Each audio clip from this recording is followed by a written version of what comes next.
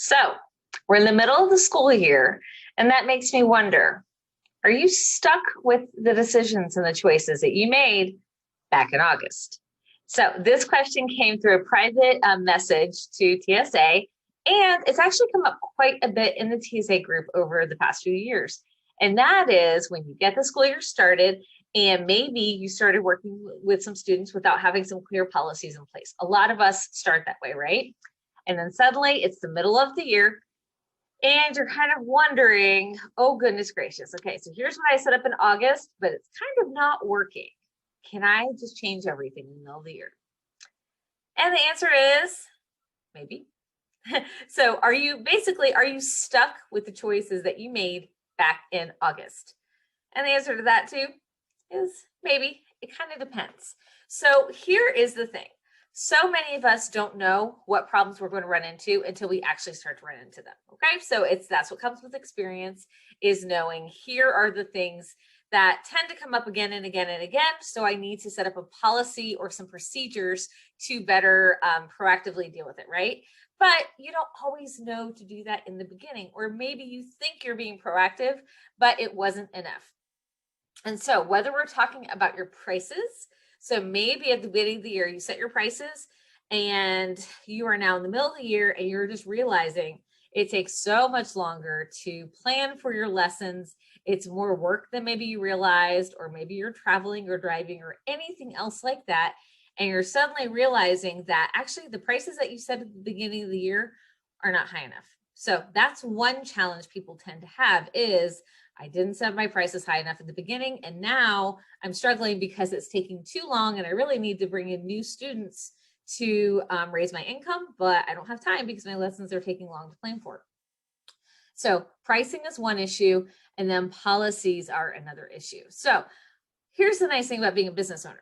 It is that you get to decide how your business works, okay? So you get to decide what your prices are. You get to decide what your cancellation policy is. You can decide about rescheduling. So you get to design your business. You get to create the container that your tutoring services fall into, right? So you get to build those boundaries and those parameters. However, I want you to look at where you are in the school year and what you did in the beginning of the year. So you might already have policies that you put into place. You have a payment structure that you put into place at the beginning of the school year. Now, whether you do contracts or not, whether you have handbooks or policies or not, so even if you don't have those things, I would say that when you start working with a family at the beginning of the school year, there is an unspoken agreement, if not a written agreement, that says we are choosing to work together. This is how much I charge. I would say that it would be reasonable for any parent to expect that you're probably going to keep that price throughout the school year. Now, they shouldn't expect that you're going to keep that price forever. As business owners, we have to raise our prices over time. That's fine.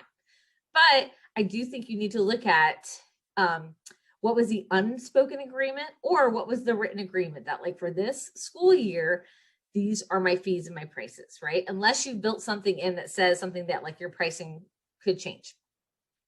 So when it comes to prices, I do think it helps to wait until there is a natural transition. So summertime or the new school year, those are two very popular times that people will change their prices, raise their prices, or they might change their prices in the middle of the year and go ahead and go to that next level, but they only do it with new students, and their current students stay with the price that they signed up with. But it doesn't mean you have to keep those families at the same price forever. So I've had families who've worked with me for years. So a pricing increase might have to happen at some point, right? So if you do have to raise your prices, if that's the thing that you set up in August that you're realizing, oh, this isn't working, consider raising it, but only for new students. So keeping the old families at their old rate until the end of the school year or until the beginning of the next school year, whatever you decide, or keep them at their rate and just raise it for incoming students that are coming in. But if you are going to raise your rates, give people plenty of notice. Please don't spring it on them and say, this is happening in 2 weeks, you guys. So if you know it's going to be happening in the new school year, as this school year is wrapping up, go ahead and start letting families know. Number one, they need to be able to plan for and budget that in the future, right? So you don't want to surprise them. You have every right to raise your prices as a business owner, but you don't need to surprise anybody. But two, price was likely a factor. Maybe not, but for a lot of families, when they chose to work with you, price was one of those factors that they considered. So when they are looking at that, they may have to decide that summer before going into the new school year, is this still something they can afford? And if not, they deserve to have that information. Or maybe you guys can come up with like maybe another arrangement or something like that. So when it comes to prices, I do think you should try to either wait out the school year or only do it with new students.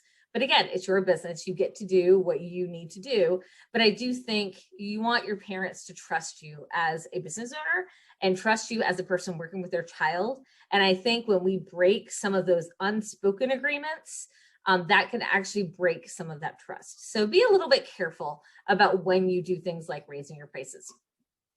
Now, when it comes to policies, that is, again, one of those areas where sometimes you are stuck with the policy that you set up in August. However, that doesn't mean that you can't have some serious conversations with some families. So if you are considering changing a policy in the middle of the year, right? So let's say you're running into an issue. The one that I see a lot that people reach out to us a lot about is that they didn't really have a strong policy in place at the beginning of the year, but they're starting to have families that are just canceling way too much. And as a business owner, they can't keep that up, right? So if that's the case, again, you have to decide, can you go ahead and establish a cancellation like policy in the middle of the year? Maybe you can. Like, it depends on how you've already been working with your families. It might be that starting this summer you do it, but that doesn't mean that you have to tolerate cancellations all the time, right? You are a business owner. So I do think that even if you didn't have a solid cancellation policy, you can come together with that family and have a conversation with them. Find out, is there anything I need to know? There are a lot of cancellations, and talk about how it affects their child's learning and that commitment and that investment that family is working in helping their child, but that the child needs to be able to come more consistently. But also, it's okay to come to them as a business owner and say, here's the thing, the cancellations are starting to become more and more frequent. We will not be able to continue tutoring together if we cannot commit to coming to tutoring more consistently. So what would you like to do moving forward? So that's a way of not like just throwing a new policy out in the middle of the year, but also addressing a problem and saying, this isn't working. What do we need to do to make it easier for this to work? Or is it maybe time to stop services? As a tutor, you can't keep holding a spot for somebody who's not attending because there's often somebody else who's waiting for that spot.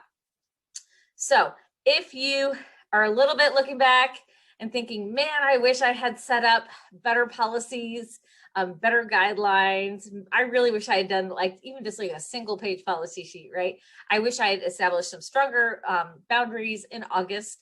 Or if you're in one of those places where you guys, this happens to all of us, where we realize we set our prices too low and now here we are kind of in the middle of it. And we're realizing we're working really hard and we really should have actually charged a little bit higher.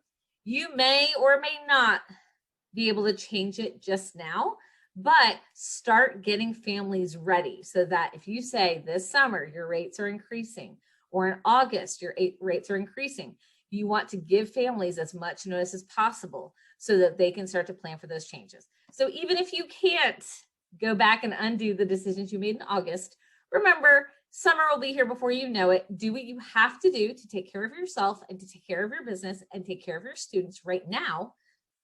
Deal with any problems that are significant, right? Like a family who's canceling way more often than you really kind of anticipated would happen, right? You might have to have a serious conversation, but if not, just take notes of the things that are not working. And kind of for some of this, you're just gonna have to ride it out until the summer. And then when the summer comes, be ready to create those policies, those new prices, whatever you need to do to go into the next school year with a lot more confidence that you like how things are going to be turning out.